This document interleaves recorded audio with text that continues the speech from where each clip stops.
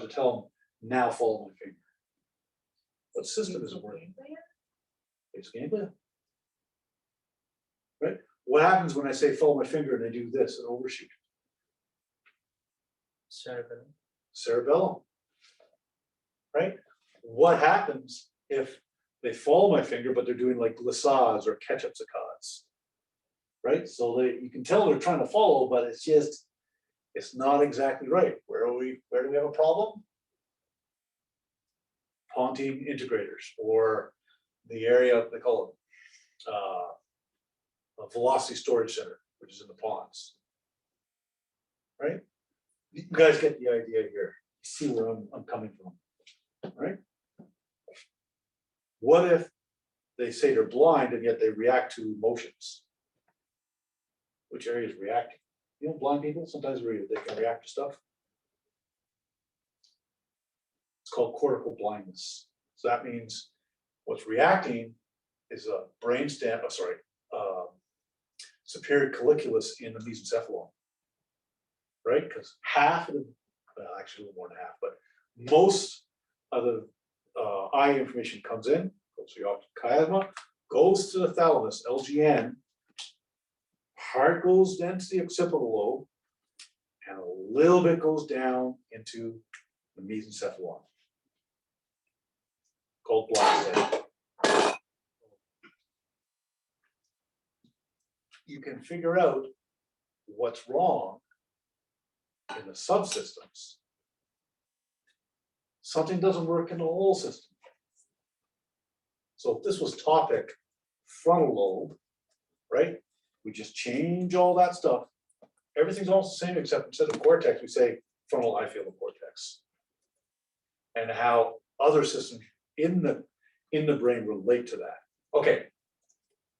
Now, where is the key thing in this diagram? What has to be present to have anything else work? What is the one thing that you need to have working here? No vision, no movement. Right? If the retina's gone, no blind sight. You need to have some vision of some type. Right? So this is key. After that, we have a series of different things involved with vision are of greater and greater complexity, up to the point where you're seeing OBKs, of the kinetics, or anti-saccades or pro-saccades. All those things are just more and more complex versions of this patterning involving more and more areas of the brain. No vision, no loop. That's the key. So that's not the point of the story. The point of the story is every motor pathway starts with sensory.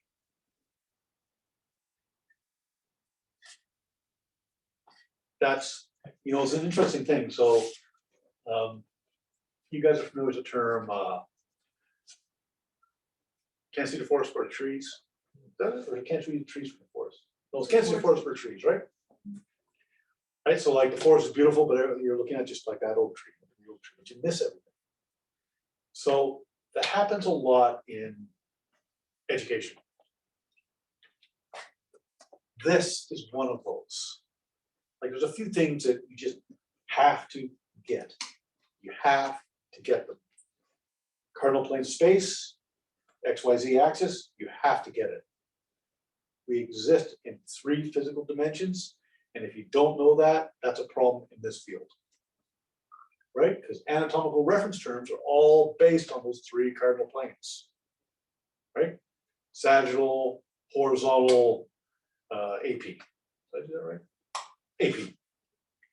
Yes, okay. So, cardinal plane space, hugely important. This sensory input precedes motor output. Take it, write it in your notebook, put a little heart around it, and then tattoo it on your shoulder. Right? That's how important it is.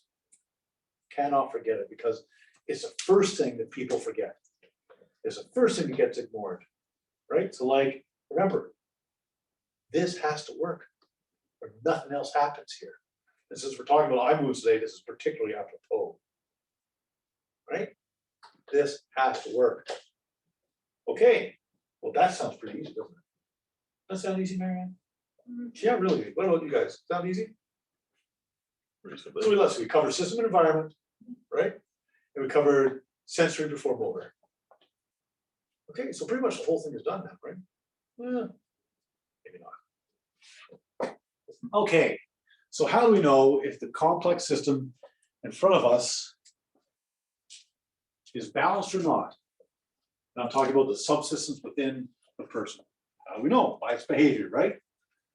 Right? And does the behavior match the environment? And we talked about how to deal with that, right? Which is something like asking them.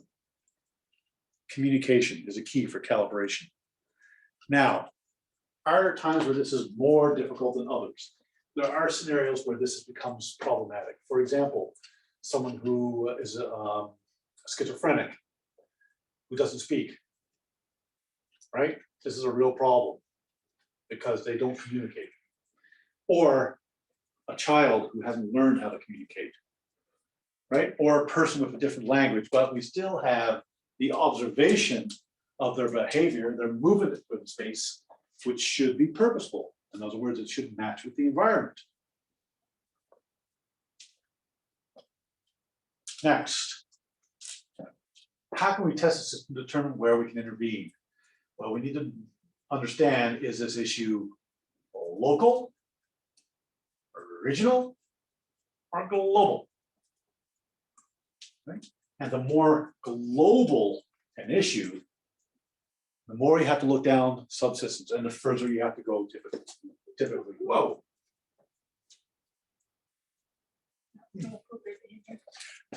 See? You just passed the quiz. You guys could have passed the quizzes too on that one. Sorry for you guys. Right? So like, think about something like depression. Depression is very complex. You know how complex depression is? Still won't have any idea how to treat it. What's the first thing we do? SSRIs, right? The holy grail of medicine. Oh, I hate my kids. SSRIs. Oh, I don't want to go to school. SSRIs. Oh, I want to keep shooting people in the eye every time I drive by them. SSRIs. Everybody's on a goddamn SSRI. And how effective are those SSRIs?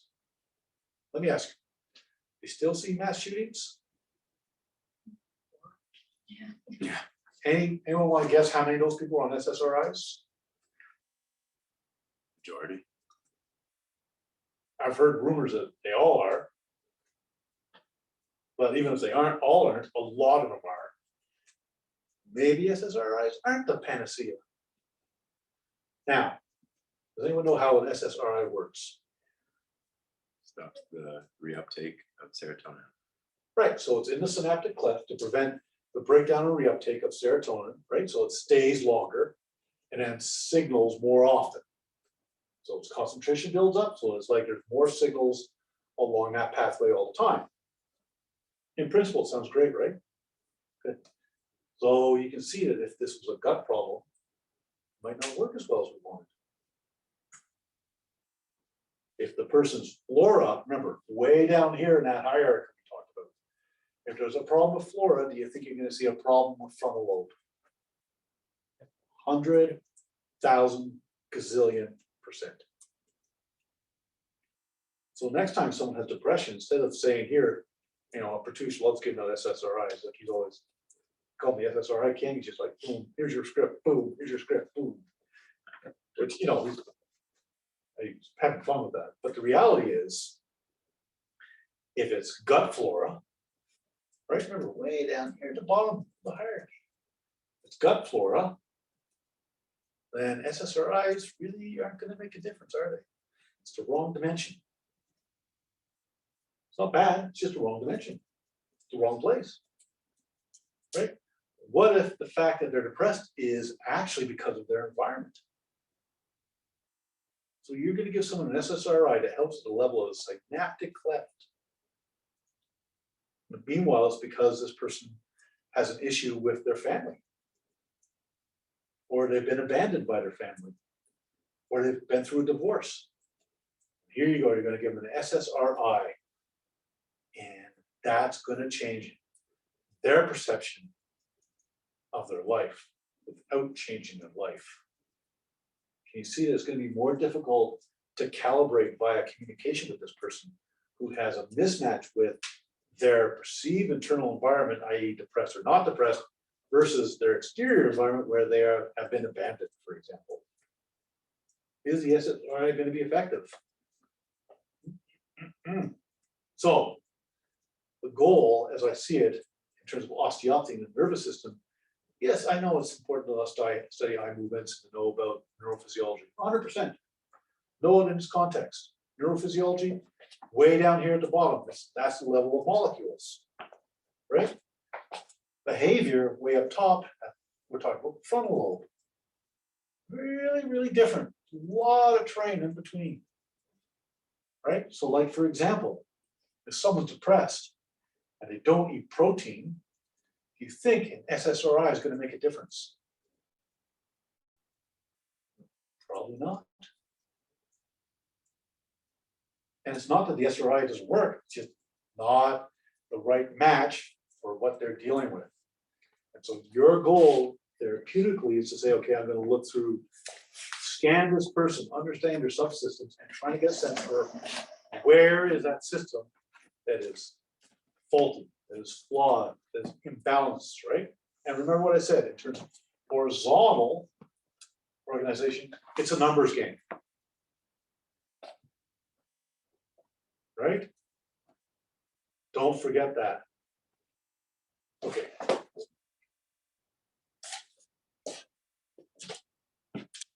So, and then there's a few notes there. One of the most important ones is,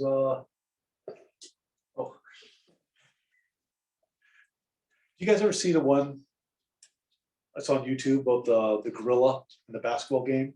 Yes. Yeah. Did anyone actually see Megan go across there? I think she totally blended in. Okay, here's an example of sensory behavioral mismatch. Does this guy's behavior that you're about to see match with his environment? There we go. This is from World War I. This person had PTSD or shell shock. There's a doctor, of course, traumatizing the patient. Let's do it one more time, right? This is World War I era, right? So like he just wants to have fun with this. You'd be in trouble for doing this now.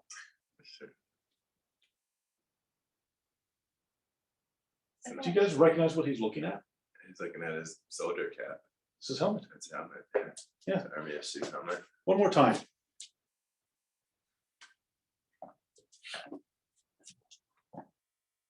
Does it fit his environment? Okay.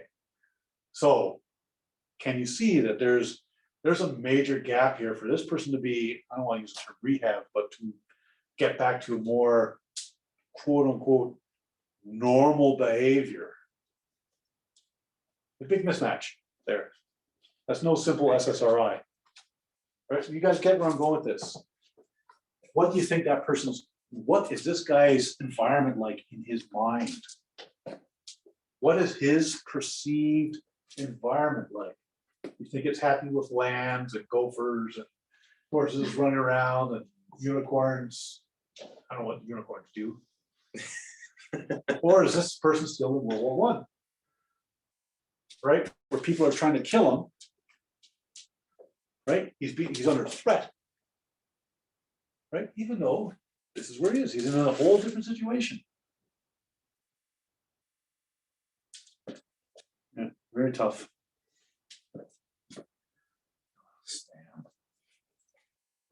Okay. So, observation. What are we observing? Or what are some of the things we should observe? Skin. You guys actually should become skinopaths. Study skin. Right? Because the skin has numerous clues for what's going on in the system. Right? Creases make a difference. Color, quality, oil, dryness, temperature, spontaneous movements. You guys ever see spontaneous movements in the skin? Yeah, Fasciculations? yeah, hair raising, let's pillow erection, fasciculations. You ever see a patient lying on the table and they're like, their calves are like doing these weird little twitchy things, little fasciculations? That's happening at the level of skin, and it's the muscle, but you see it through the skin. Observation of systemic and regional movement. Do you think that has something to do with eye movement? Now, eye movement can be a local phenomenon. Is there something that could affect your eyes in terms of local factors that would prevent proper eye movement? Injuries. Yeah, like my finger in your eye, right? Like this, you ever see one of those doctors like, oh, let's see how your eyes, stick a finger in your eye, ah! Right, now, okay, now follow my finger, you're like, well, I can't, because I'm like this, right? I should make fun of doctors like that. So like Marianne, when she's working on her clients, she says, follow my finger, and they're like this, and she goes like this, poof, right in the eye. It's not very fair, Marianne. I have the upper hand.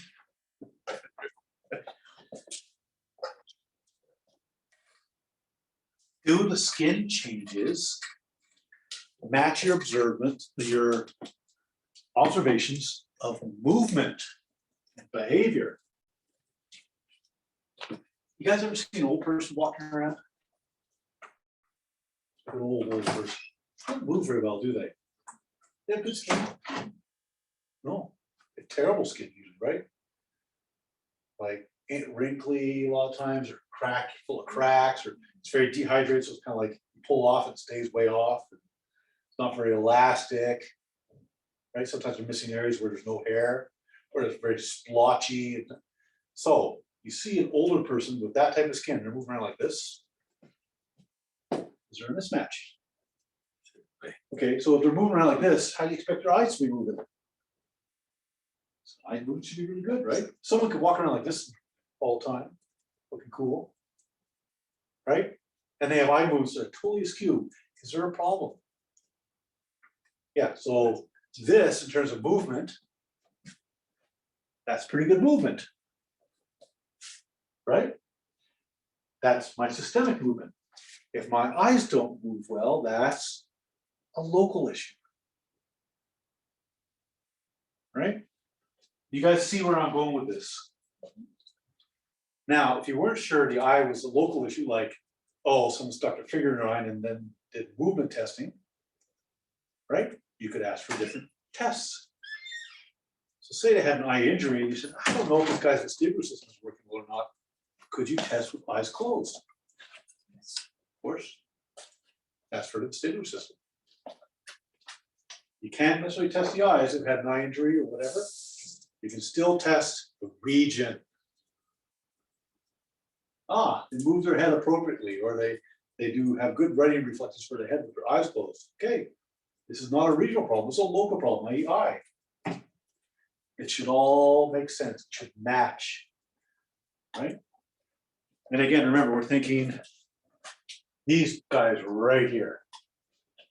Local, regional, systemic, and by the way, it's a two-way street between all of these, right? Like a person can have a systemic issue with many local problems, right? You can have a regional issue that's actually also a systemic issue. It's not cut in stone. Like you don't walk in and say, oh, you've got a longitudinal issue and that's the only thing wrong with you. You might have any mixture of these. It's just about how you're going to approach that system. And what's your guideline for letting you know if you're approaching the system appropriately? Think Avicii. The behavior. You know, Is that appropriate for this context? Okay, so then Megan pulls out her finger and starts doing eye movements with me, and I go from this to this. Is that more appropriate for the context? So that's going to tell us if we're going the right direction with our treatment, isn't it? Is their behavior more appropriate for the context or not? Right? So you guys ever seen a child who walks around and goes, father, like a 2-year-old, I'd like some H2O, and if you wouldn't mind, I'd like some NaCl in my H2O. Would there be a problem with that child? Yes. So then you spank it repeatedly, and the child starts crying. Is that being recorded? Just joking. And Tara must be laughing right now. The child starts crying, right, and carrying on and acting like it's been wounded. That's more like a normal child, isn't it? That means you took that child's behavior in the right direction. That's a good therapeutic act in that context. Okay, all jokes. All jokes aside, if someone comes in and they look distressed or upset, they're moving in a way that seems like they're not at ease in their environment, and then you treat them and they seem more at ease, their breathing patterns normalize, they communicate more effectively. Has that treatment been effective based on their behavior? And guess how quickly that you can judge that. 1 second. How do you know if we're over treating? You see improves behavior and then a recession. Right? You over treated. You did too much and now the system has gone back down in terms of behavioral appropriateness. Think like that, guys. Doesn't mean, look, because I work by the half hour, 45 minutes, doesn't mean a half hour session has to be half an hour. They can hit their metabolic maximum in 20 minutes and it's done. Fortunately for me, I manage to fill up that space with humor usually, and then they're happy. But it's not really a joke, right? Like if I'm looking at someone and saying, okay, I think they're about hitting their maximum, then they're hitting their maximum. Gas tank, gas tank, gas tank. Okay, I've got a car, right? I want to fill up my gas tank, right? So I fill up my gas tank. So, I gotta go a long way. I'm gonna overfill it. How does that work out for me? You guys ever overfill a gas tank before? What happens? It spills out. It's actually kind of dangerous, isn't it? Well, it's like overtreatment. If you've done too much, you're actually taking that system back away from your therapeutic objective or towards the way they came in. And if they came in with a behavioral disorder, like a neuroses, all you've got there is a recipe for disaster because you're reinforcing your neuroses with your treatment, i.e. you're decreasing your frontal lobe and allowing or encouraging a behavior that is deleterious for the individual. Not everyone can handle an hour treatment. And some people can. Right? And it's quite interesting. I treated one of my longtime patients not that long ago. They're a pretty organized person, they're an intelligent person. And I was wondering, maybe I'm doing too much with her, right? So I put on the ECG and check her HRV and great. So for her, an hour-long treatment, perfectly good. There's other people there, you're gonna do that and their HRV is gonna go down from onset. I've overtreated. Okay. So remember something, our friend the skin tells us an awful lot, and their movement or behavior tells us an awful lot. And that's our friend skin. It's a nice looking little fella, eh? So I want to just point out a couple things here. This is our friend lamina basalis, or basal lamina, or basement membrane, right there. And what's this over here? It says touch receptor, and it goes here. Oh, so right here, at lamina basalis, which is this margin all the way along, that's the limit of the connective tissue and its circulatory system. See? Blood vessel doesn't go past this. Blood vessel, blood vessel, blood vessel, blood vessel, blood vessel doesn't go past that layer. You see that? Okay, so what that means is the supply for this structure we call epidermis is only by diffusion. Right? This is the limit of blood vessel right there. So nutrition has to go through the structure, which means the quality of the skin tells us an awful lot about the quality of the connective tissue underneath. Is this area being well supplied by this? Because that's a tremendous metabolic stress. The fact that everything has to diffuse across here to feed those cells, which by the way, by the time they get hit, they're dead. It's keratin, right? They call it stratum corneum here. This is squamous epithelium. I mean, it's one cell piled on top of another. But they start off looking like regular cells, but then by the time they get here, they're flattened out and pretty much dead and hardened up. Why? Because there's no nutrition here. Nutrition is down here. So if there's no nutrition up here, right? That means that if this is healthy, this has to be healthy. And if this is unhealthy, there's a problem down here.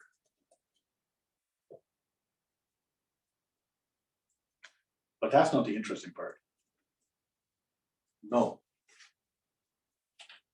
The interesting part is this guy, touch receptor. And where is the touch receptor? Is it in here in the epidermis? This layer is made to be sloughed off. That's how it is. Layers upon layers of flattened out cells. By the time they get out here, they're all hardened up, keratinized. Right? Down here, they're nice and soft and fluffy. And in here is your connective tissue. Right?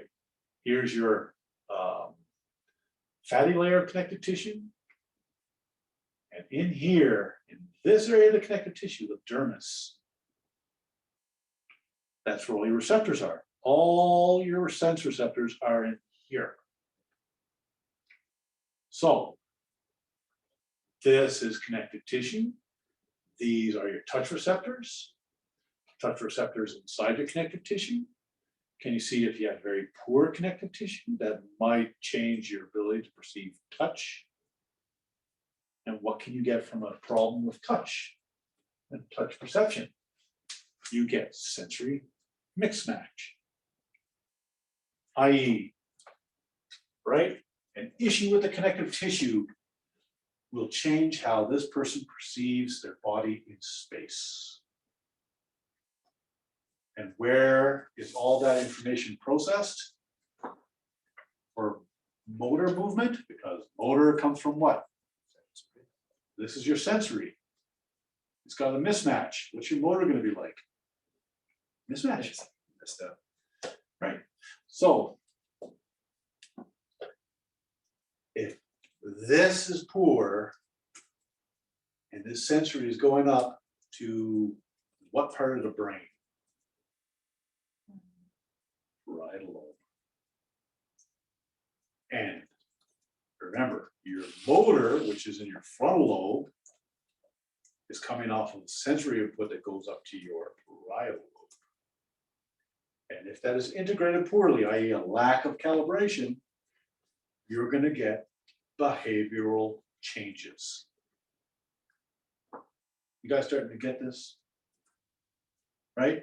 So the person in front of you that acts irrational, or they're acting irritated, or they're acting like they're very irritable. Maybe it's not their brain. Maybe it's this. Right? So if you're giving that person SSRI, and this is a problem, do you think it's going to go well? No. Right? So this is about sensory reprogramming, which I'll talk about forth here, right? The idea of like looking for areas of the body that have a poor sensory accuracy. Right, so things that you can do to address that are like 2-point discrimination, or testing soft touch, or vibration sense, right? Because these are testing all those different receptors in this area. That's your access to understand if there's actually a mismatch here that prevents proper movement. If this doesn't work, they won't have proper movement. That makes sense to you guys? Okay. And you're gonna get changes of behavior. So have you guys ever heard of mast cell activation? You here ever heard of that? Those people seem, you ever treat someone with mast cell activation? You ever treat someone, you treat someone like that? They sit there calm and happy and relaxed. No, they're usually emotionally volatile. Why? There's a mismatch. They're being attacked in here. Mast cell, that's a mast cell degranulation or mast cell activation. That's a defensive act. That's a person who's going to have a behavior or comportment that's defensive in nature and irritated because this. Now, I'm using this for skin. Skin right now is our topic, right? But same thing applies to eyes. Our eyes are connective tissue, most of it, right? The neural part's there. It's a small amount of the eye is neural. Most of the volume of the eye is connective tissue. You don't have hair cells in your eye. I mean, you don't have on the surface of your eye. But your sclera is connective tissue. That's the white of your eye. The fluid in your eye is connective tissue. Right? Most of eye is connective tissue.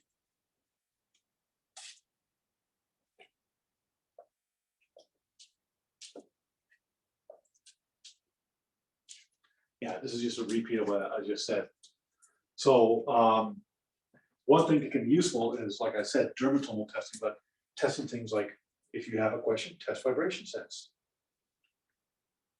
If you're not sure, test 2-point discrimination, test soft touch. This is soft, I don't know if you guys ever watch me when I'm doing this in clinic. I'll say, this is soft touch, and I'll do an example. Do you feel that? That's me calibrating.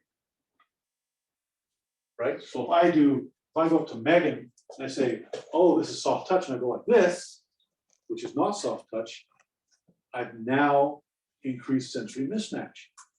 But if I do something like this, and I say, okay, that's soft touch, do you feel it? She says yes. I say, okay, do you feel it here? She says, yes. Okay, does it feel like the same as there? Yes.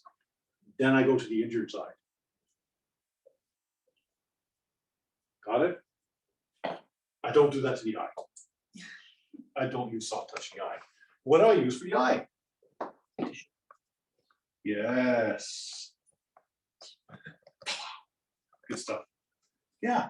Which reflex is that? That's corneal reflex. Mind you, that's a little bit more complex than this one, only because that has to go to the brainstem. That's mediated by the mesencephalon. Well, trigeminal nerve, mesencephalon, and pons. But if I want to understand how the eye is doing,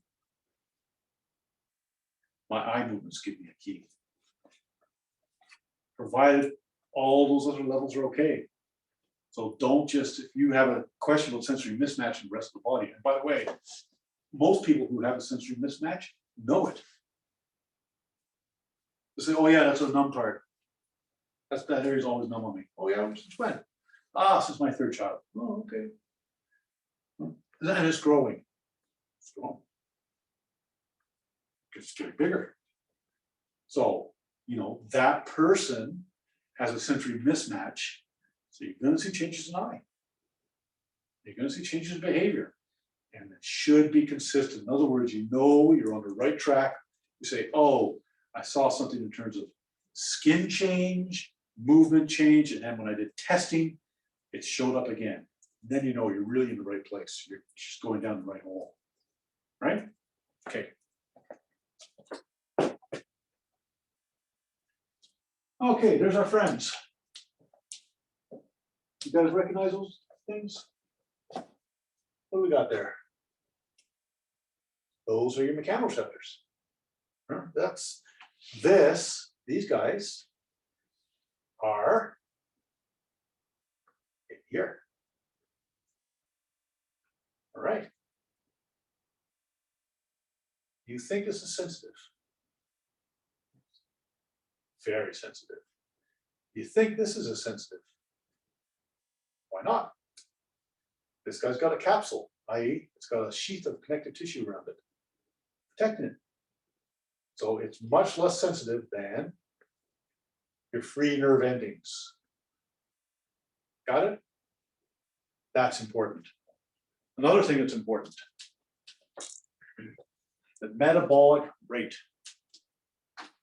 Now, what would give you a cue to the metabolic rate of a nerve? Anyone have any ideas? Of course, this is a bit of a leap on my end, but so I couldn't find any literature on it. Blood flow's a big one. What else? Conduction velocity and the width of myelin. Myelin has to be supported by blood vessels. You cut off the blood vessels, you kill the myelin. Myelin, very metabolically sensitive. That's why demyelinating disorders are so serious. That's why starvation is so serious. Why do you think people start acting so weird and desperate in starvation? I mean, the brain is under attack. You're losing myelin. Demyelinating disease is a disaster for people. Right? So it's got a big sheath of myelin, it's got fast conduction velocity, most likely has a very high metabolism. So those nerves are sensitive to metabolism. They're the most metabolically sensitive. The ones close to the surface, they're going to be very sensitive, but they're not as metabolically sensitive. That's about pressure. And the encapsulated ones, less sensitive. Why? Connective tissue sheath around it, protecting it. I think that's this stuff. Or this stuff.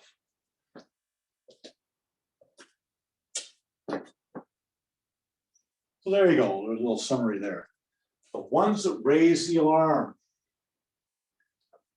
And when I say raise the alarm, so like for example, we're talking sensory mismatch. If I've got compression of a nerve up here, I affect the whole nerve. Right? And if I got compression of a nerve up here and it's a metabolically very active nerve, that's going to show changes sooner rather than later, right? It's metabolically active. That makes sense to you guys. If it doesn't have a capsule, it's going to be more sensitive. If it's going to be close to the lamina basalis, it's going to give you more information versus further. Sorry, stay there. Yeah. Yeah, it should be closest. Oops. Mine? Yeah.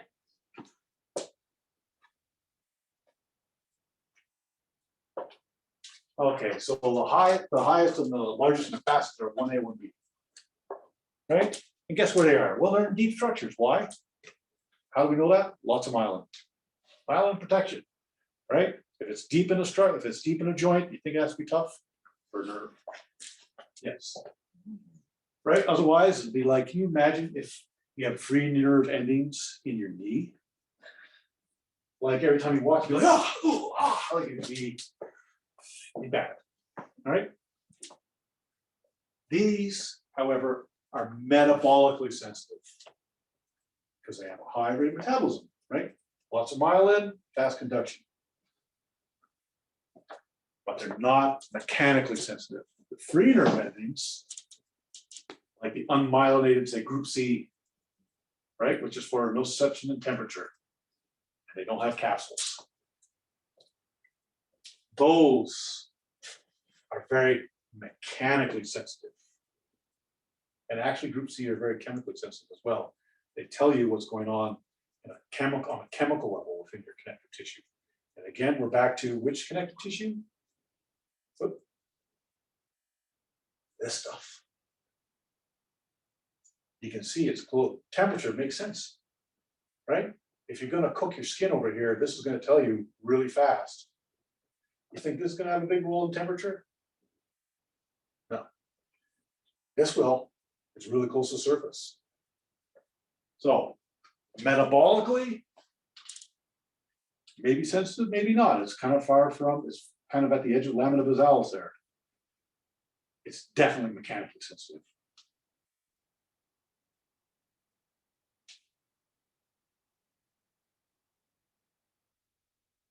Well, it should be closest. God, I did that a few times, eh? Yeah, okay, so you can test with temperature and touch, or crude touch maybe, right? We're thinking more of like spinal thalamic tract testing. And what we're looking for is, are the changes local, regional, global? I think that furthest thing, closest thing, because I wrote this at 4 in the morning. Yeah, I'm seeing a theme here. Yeah, so free nerve endings give us a really good idea of what's going on at the level of the connective tissue. That is the connective tissue just below the epidermis. That's very important, close to the skin, connective tissue. Now, you've done your testing, you've done your observation, you're getting really close to doing movement testing now. Yeah, there we are, compared to observational skin findings. And rub the skin, touch the skin, feel the skin. Is it moist? Is it dry? Is it hydrated? Is it dense just underneath? These are all really important clues for us to understand how is the connective tissue doing. Okay, so now we're getting about, what time is it? Whoops. Hypo versus hyperphysiology of the nervous system. So now we're in about the middle. Oopsie. So what's hypophysiology? Is this from a lack of precursors or resources, or a lack of stimulation? Is the system underreacting to the environment? Rate of change is key here. So you guys recognize this little fellow? Yep. Know what this is referring to? Right, so like the old story was, this was used a lot by people who were environmentalists.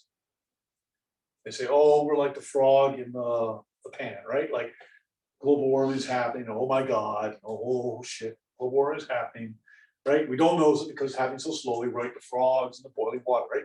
So the old story was, you took a boiling water, throw a frog in, jump out again, right? Because it's boiling. But actually, and then the flip side of that was, well, if you put him in lukewarm water and then heat it, he'll just sit in there and boil to death without getting out, because he won't notice the change until it's too late. It's actually not correct. The frog will jump out as soon as it's uncomfortable. But that's not really the point here. The point is, the metaphor was an interesting metaphor, right? So, again, what is hypophysiology in the nervous system? Can you guys imagine what it's like to be without stimulation? There's so much stimulation. So you see someone who has a depressive nature, like there used to be a term. You don't hear it much anymore. It's called hyperparasympathecatonia. Too relaxed. It was actually a thing that had to deal with in like the earlier part of the last century. People were so relaxed they actually had to go to the doctor, and it's like, you know, the kid would be like, oh. And they actually would have to do stuff like stimulate the kid or the person, bring them up to normal. Don't see this anymore. But we used to see this. This was a thing that actually people dealt with. Nowadays, all you see people who are too stimulated. I mean, we're living in a time of stimulation. But can you understand that in our age, in our condition, lots of food, everyone has clothing, mostly everyone has clothing. Someone with depression, it's not likely lack of stimulation. It's something with their gut. It's something with one of those subsystems, but it's not lack of activation. Like all you have to do is turn on your computer and you've got more activation than you need.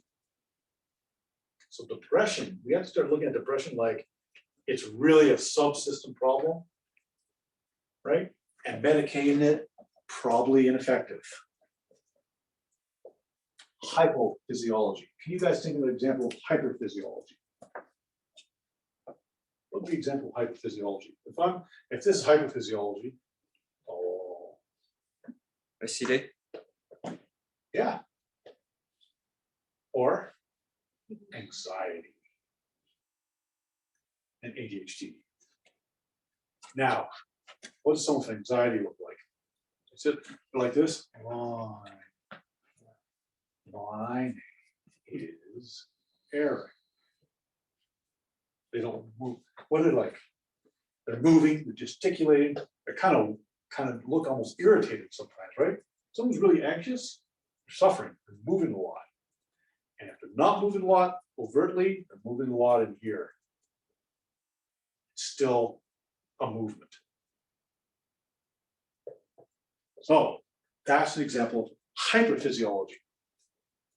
So really, if you think about hyperphysiology, we live in a world right now where everyone should have hyperphysiology in the nervous system. Right? Like, no wonder there's an increase of OCD and ADHD. Why wouldn't there be? Just think. We all grew up as a species. We evolved in groups of 10 or 20 or 30. So what was the interaction like? You're only ever knowing a few people in your lifetime. So what would your behavior be like? Would you be in touch with your environment? You'd have to be, you'd die. Would you have to be in touch with your group members? You'd have to be, or you died. Would there have to be cooperation? Would there have to be trust? You think wild and crazy moves would go over really well in that scenario? Probably not. So think about that in environment. Now compare that to our current environment. Like going on the subway. What's it like on the subway now? It's chaotic. Pretty crazy, right? Nuts. Yeah, why? 5 or 6 million of us stuck in this little piece of land that used to be occupied by a few hundred. Maybe 1,000 or 2 in little groups. That's how we evolved. And now you might bump into hundreds of people in a day. Or hundreds and hundreds of people in a single day. What's that like for us? You think you're going to get changes in behavior that are negative for society? Think you're going to get mass shootings? Or subway attacks? Or people totally withdrawing? Like totally withdrawing from society. It's just our environment.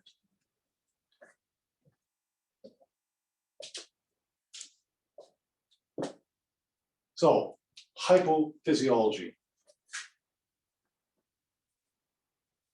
Is this a lack of precursors? Does your nervous system not have what it needs? Is there not enough resources? Is there a lack of stimulation? Like that's a question you should be thinking about when you think about hypophysiology. Now, what's really important here is this term, lack of stimulation. That is a nerve or a nuclei being stimulated by their neighbor. Do not think that's a one-way street. Right? Like nuclei in the brain, your basal ganglia does not exist by itself. Just like it's being stimulated by the frontal lobe, it's also sending back up to the frontal lobe. Just because it's not a one-way street to the cerebellum, it's a back and forth relationship with the cerebellum. Right? That's very important. Because actually, it's the mass of those reactions, how that ends up. It gives the idea of hypophysiology or hyperphysiology. Is it getting enough stimulation? Is it appropriate stimulation? Is it getting enough inhibition? What do I mean by precursors?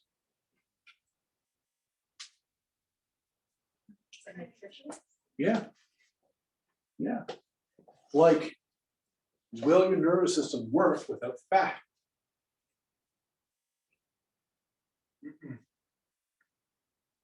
Will your nervous system work without protein? Will not. Will it work without oxygen? Right, so next time someone comes in and they're depressed, especially if they're a woman, ask to take a look at their blood work. How much hemoglobin do they have? Are they anemic? If they're anemic, they're gonna have hypophysiology. They have to. There's not enough oxygen. I mean, you can give them SSRIs till the cows come home. Give them to the cows too. But that's hypophysiology because they don't have the precursors. They need your precursors. You want to build a building, you can't do that with just spit. That's the effort part. You got to have bricks, you got to have cement, you got to have everything. Does that make sense to you guys? Okay. Hyperphysiology. Now, what I like to think about, what I'd like you guys to think about hyperphysiology, this can be an issue of a lack of suppression from centers that are supposed to keep it in check. That's one theory. And that's kind of like your very conventional functionalology model, right? Like amygdala goes crazy because the frontal lobe doesn't suppress it, but don't have enough GABA or too much right brain, all sorts of anxiety. And that person will manifest in a way that's like hyperphysiology nervous system. Okay, chim dandy. And that's convenient and it's handy for us. What I'd like you guys to think about is the next time you see someone you think they have hyperphysiology, don't look at them, look at what's around them. Look at their environment. How many children who are diagnosed with ADHD have stressed out parents? Is it a fucking coincidence? It's their environment. If your environment is something like this, then how do you think that kid's gonna act? Oh no, the parent just feels it, doesn't express it. You think your kids don't pick up on that? The sneaky little bastards pick up on everything. Right? If there's not a lot, if there's a lack of calm inside the parents, it's going to manifest in the children. And often it's But don't think it can't be the other way. Don't think you can have a child with tremendous anxiety that doesn't express it. How they do express it, typically, be like depressive type behavior. Withdrawal. So years ago, I had an example. I worked on, this couple brought me their children. And it was interesting, right? So a little girl, she had a lot of anxiety about getting treated. She's like, I don't want to get on the table. I don't, I'm scared of me, and all that sort of stuff, which happens a lot. Right? And the mom said, oh, my daughter, she has anxiety, that's just how she is. I'm like, oh, okay. Well, then take a look at myself, what's the matter, son? Oh, it gets terrible stomach pain. Kid looks cool, sitting there. Get on the table, gets on the table. I say, does that hurt there? It's like, oh yeah, on the area of his celiac ganglia. The hands along the spine. Does that all hurt? Oh, it's all painful. It's all painful. 10-year-old boy. It's not a 45-year-old businessman who works all the time. So I said to the mother, look, your children both have anxiety. This one, the girl externalizes it. This one, the boy internalizes it. He has just as much anxiety as her. It's just expressed inwardly versus outwardly. So just because a child has ADHD and their parents look cool, don't expect that they are cool. They've got their version of that on the inside, and that child has picked up on that. Maybe. There's various reasons for why someone can have ADHD. It's not as simple as like, their parents are stressed out. There's other things involved as well, including our environment. Again, think of all those blue screens we're looking at, of all the stimulation for television. How are those kids going to be? Are they going to have fast eye movements or slow? Real fast. That's context you cannot miss. Because if they do have slow eye movements, and have all those manifestations of ADHD or anxiety, then somewhere there's a mismatch. You've got to find that, because that's the key for that child. And often that's like, there's lots of reasons for where that could be. It could be something like they've had an infection, like a strep, right? That's caused an autoimmune issue.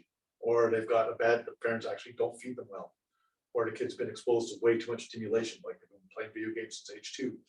Those are all possibilities. But there could actually be a wiring problem. You should catch that if you can.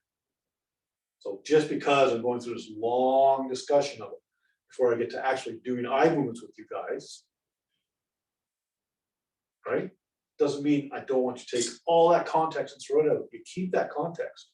It's all about the context. Is there a mismatch in what you see? Oh, yes, whoops, sorry, I should read. So hyperphysiology. Our lower systems activity so high that it's from the higher center. So like the classic version of this is infection. Right? Like a cytokine storm in your brainstem will have serious effects on your behavior. Serious effects. And that's a bottom up. Whoa. It's tricky, this one, eh? That'll have serious effects, but it's not the only version. But that's why I said that thing about the child with pandas. Like if the child has been infected by a strep, right? That child can manifest really major behavioral issues. It's not a child that's actually a misbehaved child. It's a child who's being attacked by their system. And it interfaces here. Actually, it's at the blood-brain barrier as well. If that blood-brain barrier becomes leaky after an infection, right, it become hardwired. Do you remember what that Korea is called that affects children, mainly girls, that get strep throat? Korea, are you talking about no, And it generally dissipates after their infection is gone. I just can't remember the name of it. I do not remember the name either. I know a lot of names. Yeah. All right. Saint something. So again, now there is standardization. So like, you know, there are statistics that will say, oh, eyes move, should move at this velocity. Like if you look up online, you'll see, oh, saccades go from X to this, and the upward rate of a pursuit is say 30 millimeters per second or whatever it is. I mean, they have all these standardized. But just keep in context, right? There is variance. People are different. If you're not sure, remember, system environment. Does the eye movement match how they're moving in general, systemically? You always have to be going back and forth with that, because when you find a mismatch, that's key. So how fast are they moving in space? How well do they move in space? Have you guys ever seen who are always bumping into stuff? Right? Ever seen those people? But sometimes kids, like a lot of kids, right? They're just like, right? Just like somehow they just can't seem to help it bump. Like they just bump, like, you think, okay, here's this place, and they're like, bump. Like that's just how they go through space. Well, they're not moving well in their environment.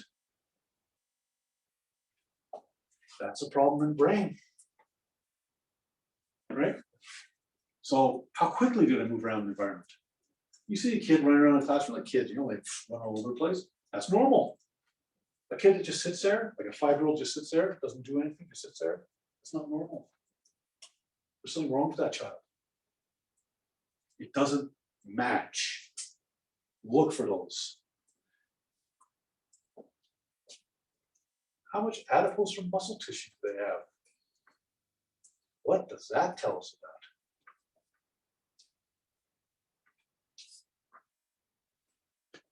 First off, bad to have a little fat or good? I mean, I'm biased, I say good. Good. Yeah, good. Yeah, why? Because you have a surplus. What do you have a surplus of? Well, If you don't have a problem with your blood sugar, then most likely you just have a surplus in nutrition. It's not so bad. What about muscle? Someone carries a bit of muscle on them. Is that good or bad? Good. It's good. Real good. What does it mean? That's A little bit of surplus, a little bit of protection. It's all good. Physical fitness has many, many benefits. What if they're very skinny? Bad. Can be bad. Just like if they're very fat. Right? Super fat, super skinny, they're extremes. Super skinny, not meant as reserve. Super fat, well, there's a metabolic error. Someone who's super skinny, right? You think, okay, does this person have a fat metabolism issue? That could be a problem. Why? What's this? That's a bowl of fat. Right? I have a big bowl of fat. It goes my fat, fat. So here's another example of a hierarchy, right? And here, what I want you just to think about is like, yes, I'm orienting this in a hierarchy, but it's dependent. They're all dependent on each other. What does that mean? So, example, if I've got my nuclei in here, those nuclei in my mesocephalon, and my pons, supply my neurotransmitter for up here. That means if something happens down here, you have a big deficit up here. How does that apply to us? What is the theme of this one slide trying to get across? Does the person have the metabolic reserves to do a complex neural function like eye movement, or is fatigue an issue? Right? So like if a person looks like they should have reserves and they show early fatigue, that's a very weak part of that system. That's the part you got to address. Right? And how do you address it? Well, if they have a problem with eye movement, don't look at the frontal lobe. I mean, yes, you look at everything. But think about what's going on here in terms of neurotransmitter supply for these more important cortical areas. These feed that frontal lobe. What's going on with eye movements? What's going on with fatigue, the threshold of fatigue? So, just a little recapitulation, right? You should see these together. Fast body movements, brisk eye movements, fast rate of respiration, pulse, blood pressure, right? They will not like slow pursuits. They'll have refixation often in saccades, so that means a little bit of tendency to overshoot. They might have difficulty paying attention to directed tasks.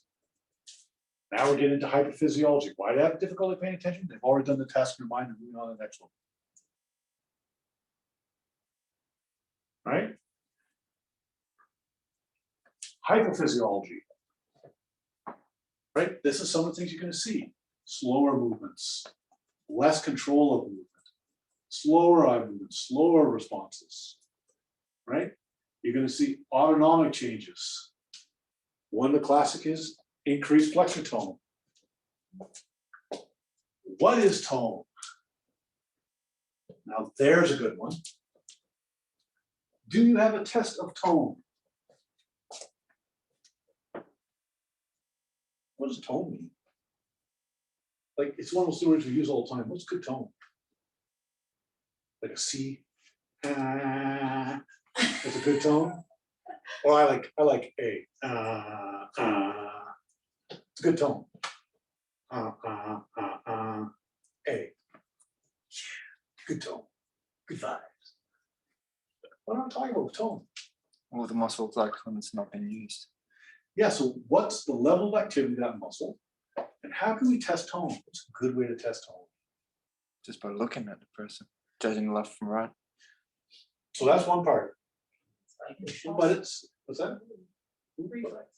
Reflexes definitely give you an idea of tone. So there's a couple here. reflexes, like, so this is a problem with tone. I'm doing this, Yeah. right? Okay. How do you test someone's tone? You can squeeze it. Feels good. Tone, good tone. Would posture? Good have tone. anything? Whoa. Whoa. Wow. Oh my God. No, What about postural tone? that's what we're into. So how do you know if the tone's appropriate? Take them out of gravity. It's a classic, lie them on their back. Someone who has abs, you want to see their abs and lie on their back? That's a problem with tone. Someone who lies on their back and their arms are like this, that's a problem with tone. Someone who's lying on their stomach and you see all their erector spinae out on fire on one side. That's a problem with tone. Why? They don't have to fight gravity. So what's the tone for if you don't have to fight gravity? Another test, have them stand up against the wall. This is a classic, it's a great one. You want to have some fun? Go to your friends, especially actors, ask them to do this. See how many of them can't do it. Be like this. They don't stand like that. How comfortable are they? What's going on with them? Have them lie on your back, just lie on your back. Classic. Someone who has too much tone, what happens when you lie them on your back? On the floor, get them on the floor, hard floor. They're very uncomfortable. And they can't relax, they can't let their limbs drop. It's too much tone, What Too would little tone. actors, What what would that? actors have on their kind of that? because they're all wigged out. No, it has to do with when they're, especially when they're active, but they get very kind of hyperphysiology. Right, that if you look at a lot of, if you can, look at a lot of series and how many actors, you see two types. The really, really posterior types, they're like this all the time, like a lot of models, models, tall skinny ones. I mean, I can't. No, you're doing good. Keep going. Thanks. So there's not 100% accurate. And the guys, a lot of, and some of the girls, a lot of guys are like this all the time, they're staying on their toes. See, all the time. Just get the look, it's there. Right, of course, they're all revved up at that moment, right, because they're acting. Okay. Okay. So just remember, high tone, it's regional, think whoop. Lack of suppression, right? When it's systemic, think hyperphysiology, nervous system. Is hyperphysiology, nervous system an inherently bad thing? I don't know. At the right time. Yeah, Maybe.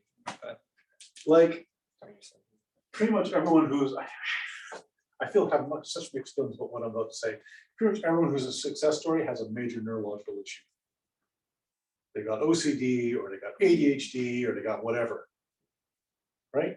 Or they've got, like, that's really quite common. So, hyperphysiology, it means that person thinks fast. That could be very good for, success rate. Now, hyperphysiology, higher metabolism, the bright camel burns faster, right? So, something to think about. So, large wounds are great for systemic status. You want to think about gait, point to point, and Romberg's. And when you're doing Romberg's, you're looking at not just the finger, right? You're looking at their whole body, right? So this looks like a good point to point. And this is now a poor point to point. What's happened? Brow drift. That's neglect. Right? So you got to look at the whole person's words. Oh, point to point's really good. All right, doing point to point. Is this good? So look at the whole body. And now a little bit of actual stuff we're supposed to cover tonight, the eye movement part. But remember, I mean, this is contextual, right? If I teach you eye movements, it doesn't mean anything. This is one of the biggest things I've learned for my studies in neurology. Like, I can teach you guys how to do a saccade like that. It's the easiest thing in the world to learn. All I do is this. There, you can do saccades. I can teach anyone to do saccades in a minute. Ready? Put your fingers up, move one. There you go. Right? That's a saccade. That's it. Simple as pie. But the context is everything. It's everything. Someone with sloppy saccades and good movement, there's a problem. There's a mismatch. And it's in the nervous system. And you got to find out where. So here's your list of kind of like, and this is only basic, guys. There's more that comes after this. And there's much more, many more things we can test, but these are a good place to start. So is vision present? Remember? No sensory, no motor. Poor sensory, poor motor. Can they fixate? Let me ask you a question. Someone gets fatigued from fixating. Is that a highly compromised system? Do you think it's about making them fixate over and over again to fix that? You gotta look at the gut, you gotta look at the connective tissue, you gotta look at those other supportive systems. Can they perform stabilization? Is there a compensatory mechanism? So if someone can stabilize and their neck muscles are going crazy, that's a problem with stabilization. Oh, look, I can keep on target, great. Yeah, but like, oh, their whole neck is firing, stabilization issue. Stabilization issue. This is a very basic one. If they have vision and they can't fixate, why would they have a problem with stabilization? It's not the visual apparatus. Is that you, God? I hear you. Is that the other side? Yes. Oh, that's Sarah. It's just me. Can you, I'm not 100% sure I can distinguish between what you mean by fixate and stabilize.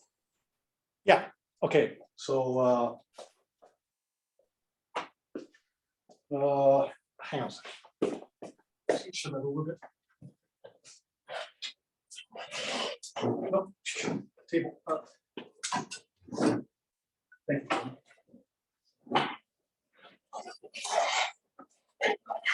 So my moment, Tara.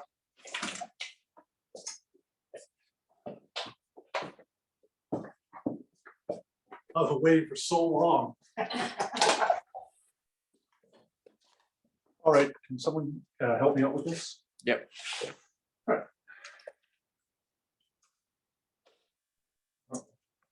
right. Okay, Peter. I want you to move this chair back and forth like this, but not in a regular fashion, just kind of like a little irregular, okay? Okay.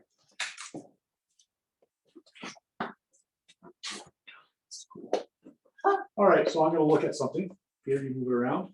See how my thing is going away all over the place? Yes. That's not good stabilization. Okay. You have to keep it on one spot while your body's being moved. Yeah. Not stabilization. It'd be better if I had a target to look at. Oh, there we go. Okay. Go ahead, Peter. Pretty bad, Eric. Okay, well, Peter is really, I mean, I said not too regular. He's really taking it upon himself to make this difficult for me. For payback. In a setting where you didn't have fancy glasses, are you just watching their eyes and 100%. yeah. Yeah. But you see, I mean, that was a tough example, but it's a good example, right? So like literally, what I would do is I would have them look in my eyes and move their head around. Oh, yeah. slowly. Right. Right. Oh. I didn't do that. But I'd fast. be doing like stuff like this and say, okay, follow, look at my nose, look at my nose, look at Right. my nose, Okay. that type of thing. That's it. Okay. Okay. And stabilization. That's stabilization. That's stabilization. Yeah, fixation is just to look at a target. Oh, okay. Got it. That's all. But you gotta recognize some people cannot look at a target, Yes. like babies. Like you do this, you ever see parents, I mean, it's great to watch babies and parents, right? They're always trying to get their kids to fixate. What do they do? Hello, all this kind of shit, and then the baby's like.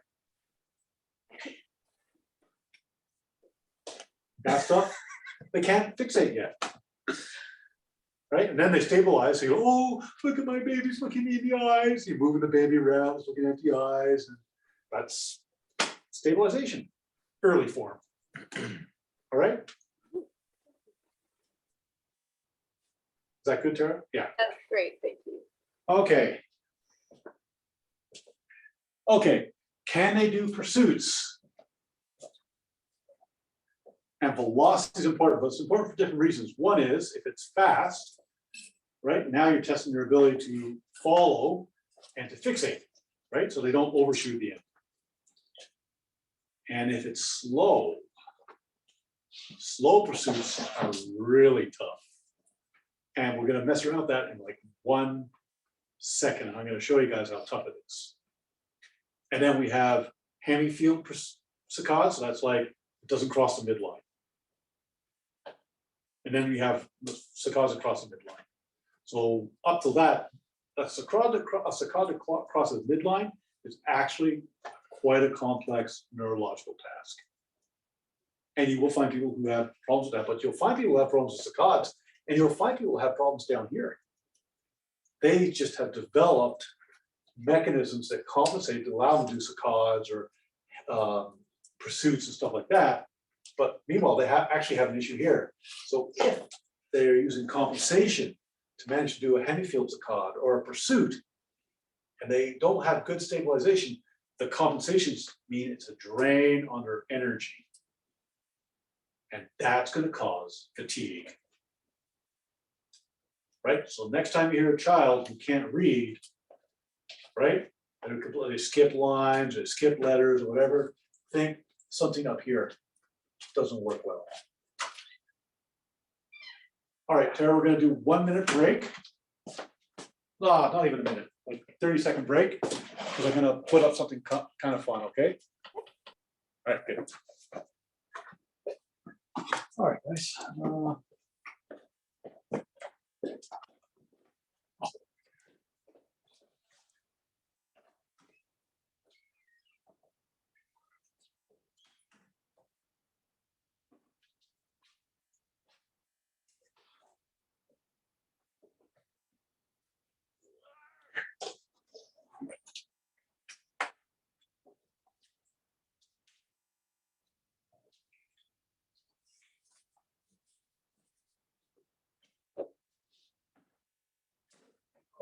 So.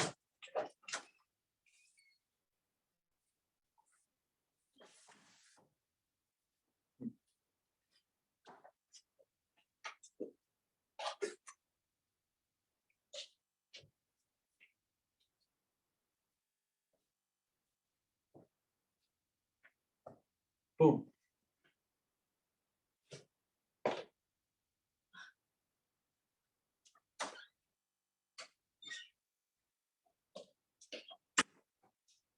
There you go, guys. You want to see if someone has, you want to test someone's patience? See if they can keep attention to that.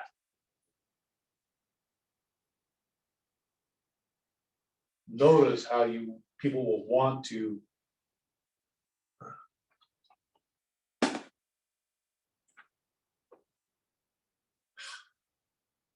wrong. Oh my gosh. They're obsessed. Sorry, wrong. All right. Here, Marianne, why don't you sit here? Go ahead and watch that for a little bit.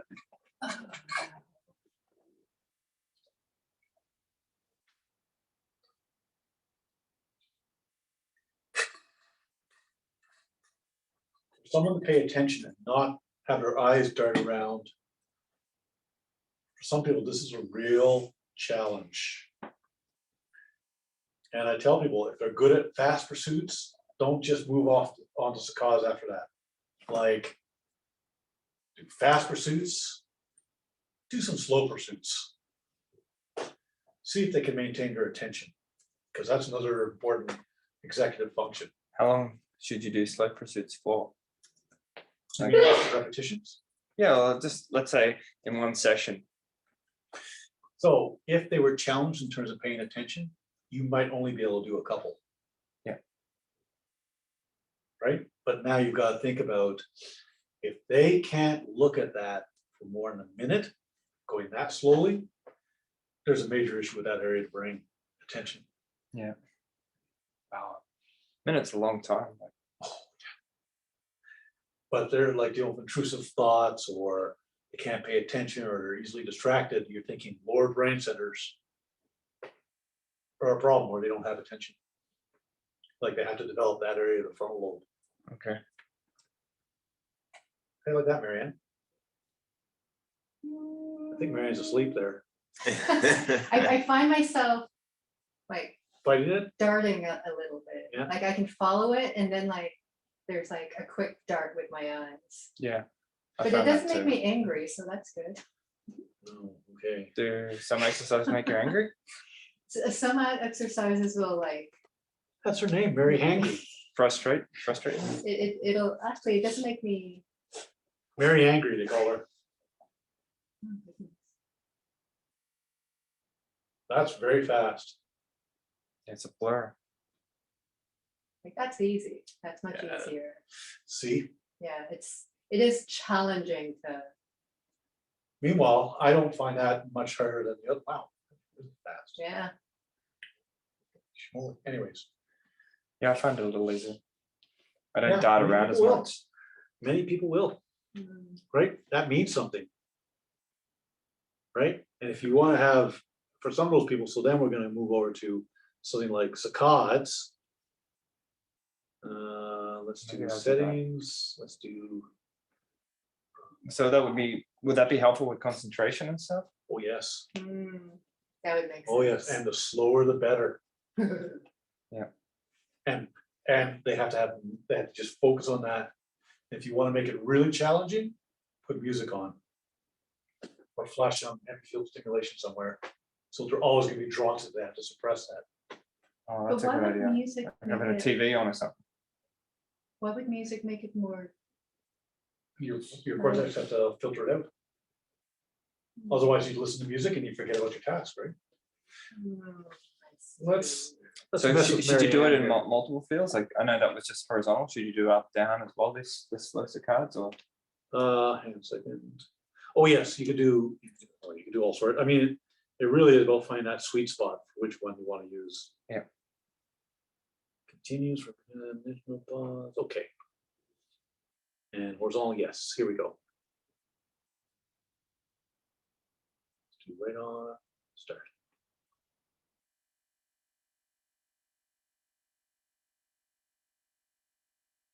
So I'm just following it, right? Yeah. It's too small. Tara can't see anything. yes, you can. No, I can see it.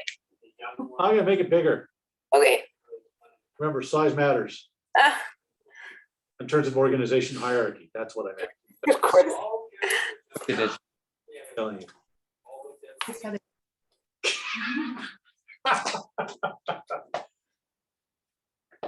So you can imagine with the metronome, kind of taxing, right? If it's off beat, yeah. And you have to ignore the metronome. Yeah, because my eyes would want to follow it with the metronome. Yeah, of course. Now, we're gonna do a little bit tougher one. Oop. We're gonna do, where is it here? Cards, settings, start position. No, no. Done. Okay. Oh yeah, that's cool. Okay. Right side, okay, done. Save results, and pause, close cards. 8. Yeah.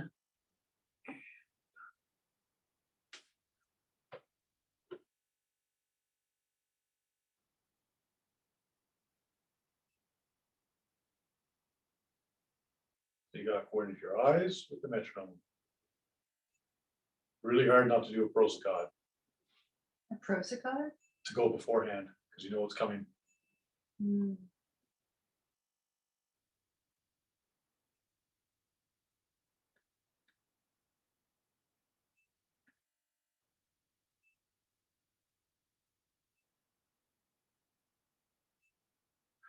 You can imagine slowing this down for someone, very effective, for something like attention and patience. Okay, good, guys. That was better in the second time. yeah. Cool. You guys want to mess around with each other for a minute before we go and try those? I mean, it's after 8, guys. You've fulfilled your commitment. You're exhausted. One question though, when we do like things like convergence. Yeah. And the person that I'm doing it to is like, as they're converging, but not really, they're like Yes, leaning in. What does that mean? so that's where their perception of space is. Space is going away from them, and they go towards it.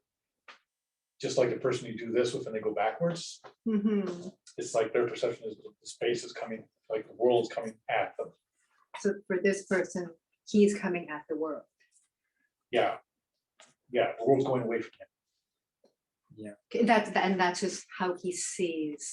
That's his experience. That's that gives me some information about his personality. And ankle strategy. Should have an ankle strategy. Oh, yes. Yes, absolutely. Should have an ankle strategy. To see if his calves are big. He shuffles a little bit, so How old is he? 80?